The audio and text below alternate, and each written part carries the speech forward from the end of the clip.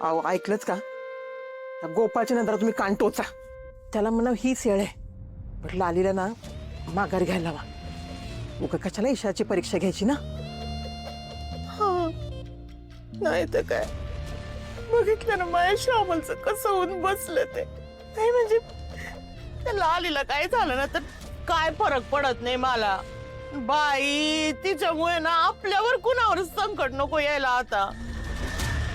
त्याला जरा आधीच माहिती असतं ना तर त्या उत्सवाच्या सभेला त्याला घेऊनच गेलो नसतो. पण आता जर नकार द्यायला लावला तर गाव माझ्या तोंडात शेण घाल. अहो गावाला काय देते शेण घालायला? कोणी आलं की त्याला बोलायचं की तू घेतोस का जबाबदारी? गावाला बोलायला काय जातंय हो? आप्पा आई आम्ही देवळात जाऊन येतो. ते मुखवटे ताब्यात घ्यायचेत ना. थांबा, तुम्ही कुठं बी जायचं नाही. नाही तर काय, अय बाबानो, अरे घरादारावर इस्तू ठेवायची लय घाई झालीये का तुम्हाला? नाही तर काय, ऐका माझं, ते मुखवट्याचा अपशकून मागे लावून घेऊ नका. ते एकदा नाट मागे लागले ना तर अंगाशी येईल आणि आपल्या पूर्ण घरादाराची राखरंगोळी होईल बघा.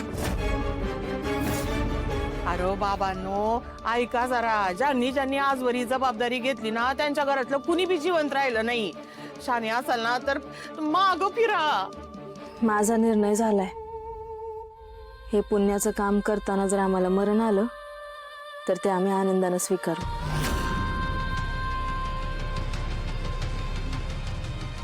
आणि नवरा बायको म्हणून एकत्र मरण येणार असेल तर ह्याच्यासारखी दुसरी आनंदाची गोष्ट नाही. हो का नाही हो? बरोबर आहे यांचं. चला.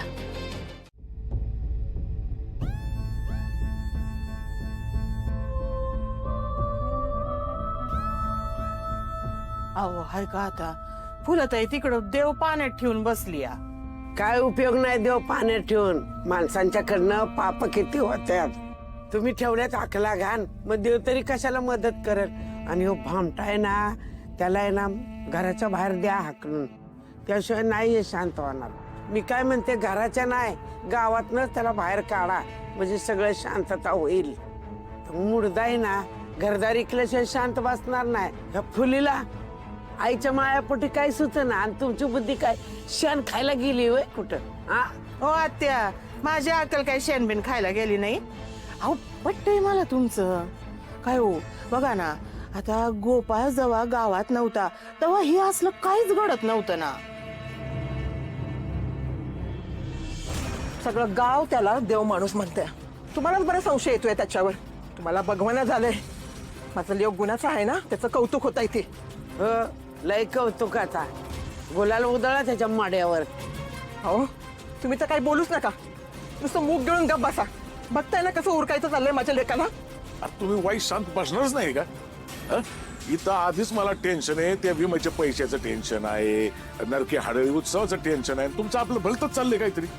तर तुम्ही घ्या अजून जामकरशी वाकडं. अहो त्या जामकरच्या एवढ्या विरोधात जाऊन तो नरकी हाडळीचा उत्सव ठरवून काय मिळालं तुम्हाला सांगा बरं? उलट हाय ती जित्ती सून आगीत जायला निघाली या. ते सगळं राहू दे. तू एक काम कर, तुझा पोलीस स्टेशनला आणि जामकर साहेबांना जाऊन विनंती कर. ते ऐकतील तुझं. त्याला सांग म्हणा आमची सून गेलीये, माझ्या नातवासाठी थोडी मदत करा. हा ऐकतील ते तुझं. डोळ्यात बिळ्यात जरा पाणी आण, ते लगेच देतील तुला सर्टिफिकेट. बाई होय, हे तर माझ्या ध्यानातच आलं नाही. जाते मी. जा. एक काम करते, ऋतिकला पण घेऊन जाते. हा मग जा की. रित्या, अय ऋतिक. अरे किती र खोट बोलाल. हा पैशाच्या पायात आहे ना, माणसं इकायला ही कमी करणार नाहीत. ह्या भामट्याचं वानन गुण दोन्ही लागल्यात तुम्हाला. त्याचं मुड गेलं मसनच लवकर, त्याचं लागलं धार, त्याच्या पालखीचा निघाला धूर. पुढच्या जन्मी आहे ना माणसाच्या जन्माला पण येऊ नका असं आहे तुम्ही.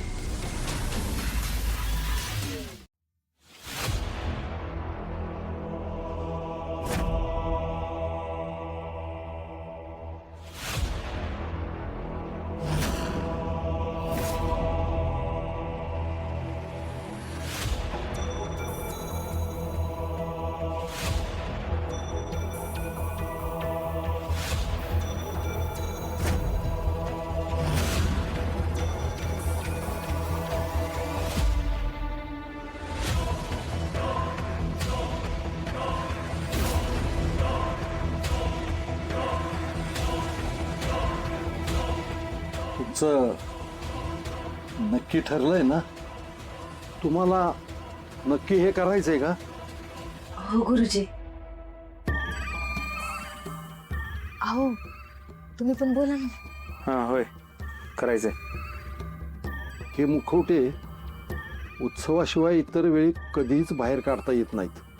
तेव्हा याची रंगरंगोटी साफसफाई जी काही करायची असेल ती इथंच, आणि त्यासाठी जे काही साहित्य लागेल ते इथं मागवून घ्यावं लागेल. हे घ्या, आम्ही वरती आहे, काही लागलं तर मला आवाज द्या.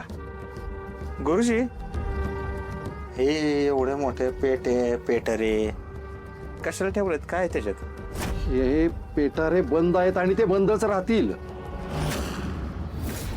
आपला फक्त उत्सव मुखवट्याशी संबंधित आहे, तेव्हा त्याची साफसफाई करण्याकडेच लक्ष द्या.